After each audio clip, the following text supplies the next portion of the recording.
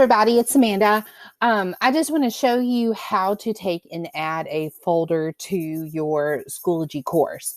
So what you need to do now, if you've not already done it, is stop this video, go open up a Schoology course, and when you get there, it'll land you on your materials page and you'll be ready to go.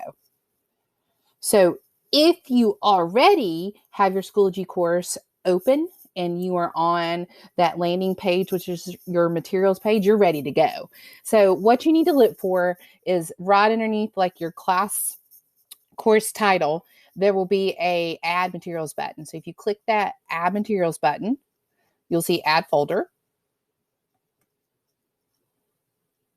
And then you have this pop-up box that helps you to create and customize this folder. You have to add a title to it. And the title kind of depends on whatever your needs are. So if you're working through subjects, if you're working through days of the week, if you want it to be named an entire week, whatever works best for you.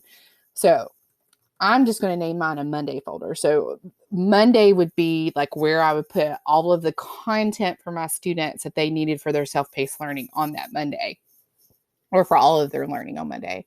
So the default color for folders is blue, but if you wanted to make it a different color, you could do that just by clicking these color boxes over to the side.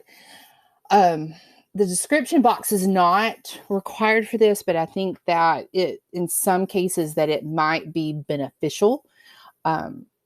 Say that you were going through and you wanted to explain, that it was a parent folder and these were all the files that a parent would need for your class, or it was a group of resources that you needed for a science lesson, then you could come through here and type that out and give the description of it. You have some limited ways that you can format the text in this. Just by the looks of it, you can do a bullet list, number list. You can change the color of your font. You can do some editing things with the strikeout, all of that good stuff. And then you can do indents, how you want it centered. You can also insert content into here, images, links, symbols, equations.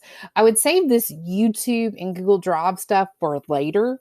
You could take and insert those things after clicking into your folder later. So don't even worry about putting that stuff here for now. Date. You do not have to put in a date right now. If it's marked published here by availability and you press create, your folder is going to be ready to go. Now, by availability, if you click this drop down arrow, you have 4 choices of what you can do with this folder. If you publish, like I just said, your kids are going to see that instantaneously. If you leave it unpublished, your kids will not be able to see it, but you will be able to see it. So say you were working on content from 2 weeks from now, you could go ahead and have that folder there and work on that content, but nobody would see it. Publish it on a start date. So you would be able to, like I just said, as far as I was working on a folder for 2 weeks from now, I could take and say that folder will start on, this particular date. Then you can also do published in a particular range. So if you do a range, say you only want it available for a week, you pick a start date, you pick an end date, and that folder is only available during that time. Now, if you, that's where that date button comes into play over here for these two. So publish on a start date, publish during a range, you would have to come and indicate here what date you want. So if you've got your folder set up how you want it, go ahead and press create. And your folder is there. Once you get multiple folders here, you can pick them up and drag them into whatever order that you want them to be in. There's some other options that you get with folders. You have the ability to be able to go back. There's your edit. You can unpublish this. So like say it was available to your kids this week. You don't want it to be available to them next week. You can come in and publish it. You can individually assign. You can add a checklist to it once you have students in your class. You can copy it over to your courses, to other courses. You can save it to your resources where you can take and share it with people in your group, and you can go ahead and delete the folder.